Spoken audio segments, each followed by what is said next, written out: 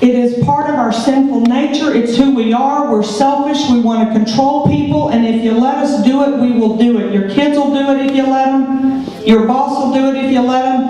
And your politicians will do it if you let them. It is our job to determine, it's our duty to determine when the federal government steps outside the bounds of the Constitution. And Jefferson said the rightful remedy is nullification and interposition. And all of a sudden I knew Texas could do something.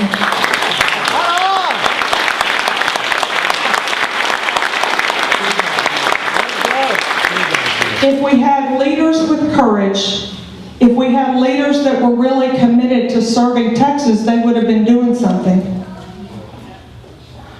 20 years of political activism, I don't ever remember anybody asking for a nullification bill in the Texas legislature.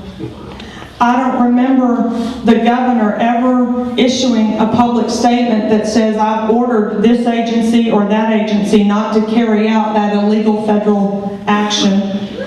I had a conversation after the House passed the health care bill on that Saturday night. Remember last November, I think it was November 7th. Passed on a Saturday night, and shortly thereafter I had a conversation with the state rep in Oklahoma. He said, Deborah, I think we have to quit calling stuff law that's unconstitutional. It gives it an authority that it shouldn't have. Right.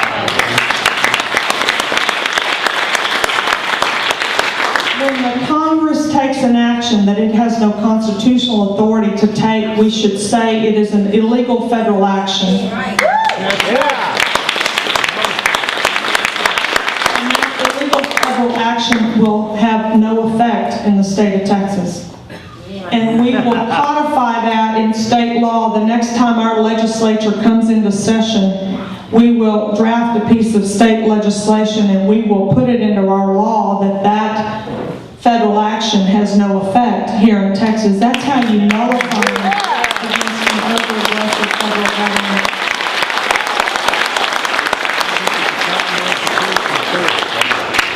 If it's really bad as I perceive the health care bill to be, I'll do now what I did on November 8th. And I've got to give credit to this campaign team. I want you to know that I'm not just about lip service. I really believe what I say. You probably have heard me say that First Amendment Bill of Rights, we all remember, talks about freedom of press, religion, assembly, but it also mentions press, religion, speech, but it also mentions the freedom of assembly. I think we forget about that.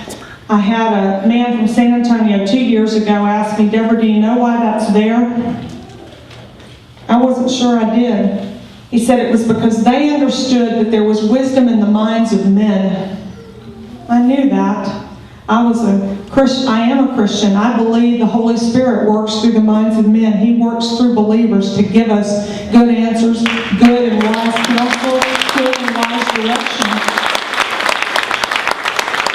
I'm an ordinary, everyday person just like you are. I'm fallible, I can make mistakes, but when we surround ourselves with wise counselors, we'll find the best solutions. And you know what happened to me on that Saturday night? I don't know where I was, but I know my campaign team was at a staff meeting. They were meeting about the last 4 months of this campaign, really laying out structure-wise what we were going to do. And they were all huddled together in Lake Jackson, Texas, and they called me and they said, federal level, the executive, the legislative, and the judiciary.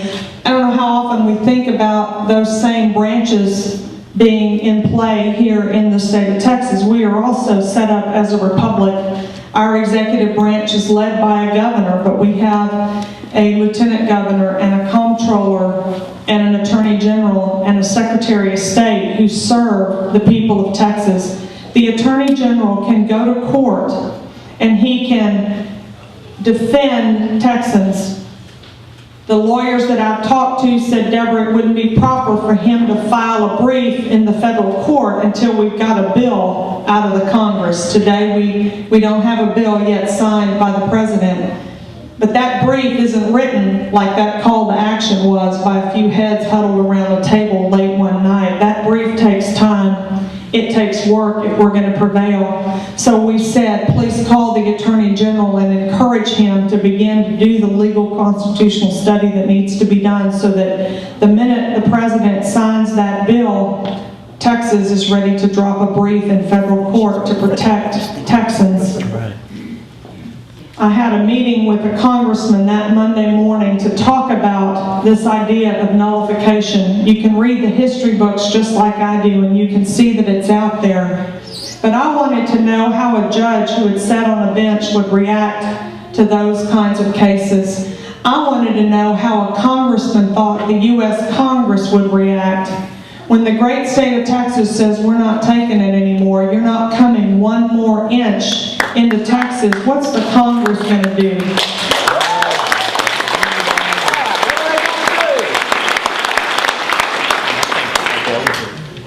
You don't forge steel without some heat. We didn't get here overnight, and we're not free from pain and suffering today. As a nation, we are suffering. As a state, we are suffering. We can begin to turn back to that best blueprint ever laid and start to do it that way, or we can continue on the path that I believe leads to certain destruction as a free and prosperous nation. I think all of us are committed to turning back. I think Texans are tough enough, brave enough, courageous enough, and mature enough to know that it won't be a simple task. I want to know from that Texas congressional delegation, when we begin to get your back, when you're unsuccessful at stopping that illegal federal action, when you fail at defeating that health care bill, and we draw a line in the sand in Texas and say, not one more inch, what are y'all going to do? What's it going to feel like? How's it going to hurt us? Because I think when the leadership of our state comes to the citizens of our state and said, this is what we're doing to get us back on track, to make sure that you and your family, that your posterity enjoys freedom and prosperity, you'll be willing to handle a little pain and suffering. Am I right? Yeah. We absolutely need a government that will protect us from and to the greatest degree possible mitigate pain and suffering. But there's going to be some. This is not going to be smooth sailing all the way.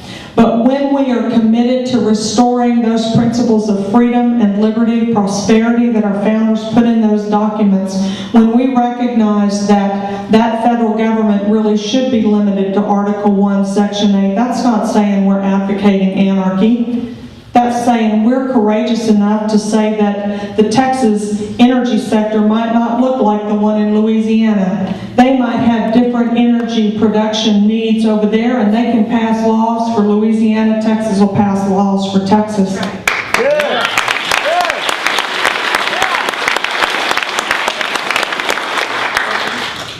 The congressman affirmed for me that he believed indeed that the Texas Attorney General could drop that brief in federal court without us doing anything. He has the clear authority to do that once that bill passes. Health care or any other bill, he can challenge the constitutionality of that bill without us lifting a finger. But if we had nullification language from our legislature, it would give him a second cause of action under which to argue.